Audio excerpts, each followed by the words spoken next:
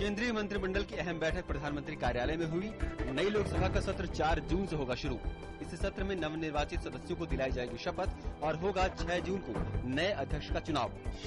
प्रधानमंत्री नरेंद्र मोदी ने आज सुबह कार्यालय पहुंचकर अपने स्टाफ के कामकाज का जायजा लिया। उन्होंने अपने कार्यालय के सभी अधिकारियों और कर्मियों से मुलाकात करके उनके कामकाज के संबंध में पूछा और उनको मिल रही सुविधाओं के बारे में जानकारी ली। मानव संसाधन विकास मंत्री स्मृति ईरानी की शैक्षणिक योग्यता पर विवाद के बाद स्मृति ने कहा कि उनका मूल्यांकन उनके कार्यों से किया जाना चाहिए। प्रधानमंत्री नरेंद्र मोदी ने जारी किया अपने सभी मंत्रियों के लिए महत्वपूर्ण निर्देश। निजी स्टाफ में नियुक्ति से पहले मंत्रियों को प्रधानमंत्री की अध्यक्षता वाली कैबिनेट की नियुक्ति समिति से लेनी होगी मंजूरी। ट्राई के पूर्व अध्यक्ष नृपेंद्र मिश्रा को प्रधानमंत्री का प्रधान सचिव नियुक्त किया गया। वरिष्ठ अधिवक्ता मुकुल रोहतगी होंगे देश के नए अटॉर्नी जनरल। मुकुल रोहतगी ने कहा कि उनकी प्राथमिकता उच्चतम न्यायालय में याचिकाओं को व्यवस्थित करना है।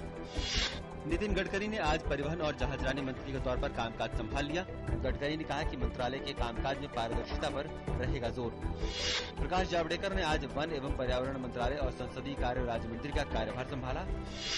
एनसीपी नेता जितेंद्र आवाड को आज महाराष्ट्र मंत्रिमंडल विस्तार के तहत कैबिनेट मंत्री के रूप में शपथ दिलाई गई। राज्यपाल के शंकर नारायणन ने मुंबई में राजभवन में आयोजित समारोह में एनसीपी के महाराष्ट्र इकाई के कार्यकारी अध्यक्ष आवाड को पद और गोपनीयता की शपथ दिलाई। गुजरात सरकार ने गुरुवार को निलंबित आईपीएस अधिकारी जीएल सिंघल को उनके पद पर बहाल कर दिया। सिंघल इशरत जहां फर्जी मुठभेड़ मामले में आरोपी हैं। केंद्र सरकार 2 जून को एकीकृत आंध्र प्रदेश में लागू राष्ट्रपति शासन को आंशिक रूप से हटा देगी ताकि टीआरएस प्रमुख के चंद्रशेखर राव तेलंगाना के मुख्यमंत्री पद की शपथ ले सकें। लेकिन सीमांध्र में तब तक राष्ट्रपति शासन लागू रहेगा जब तक तेदेपा प्रमुख एन चंद्रबाबू नायडू 1 सप्ताह के बाद कार्यभार नहीं संभाल लेते।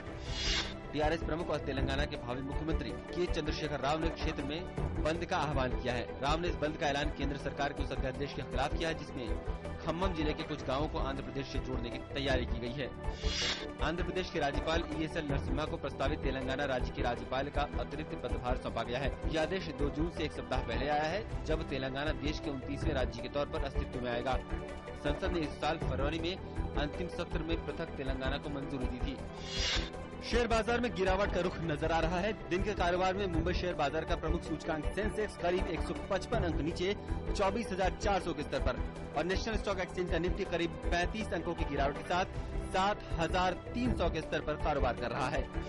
अमेरिकी विदेश मंत्री जॉन केरी ने सुषमा स्वराज द्वारा विदेश मंत्रालय का कार्यभार संभाले जाने के बाद उनसे फोन पर बात की और भारत अमेरिका संबंधों को फिर से गति प्रदान करने पर चर्चा की।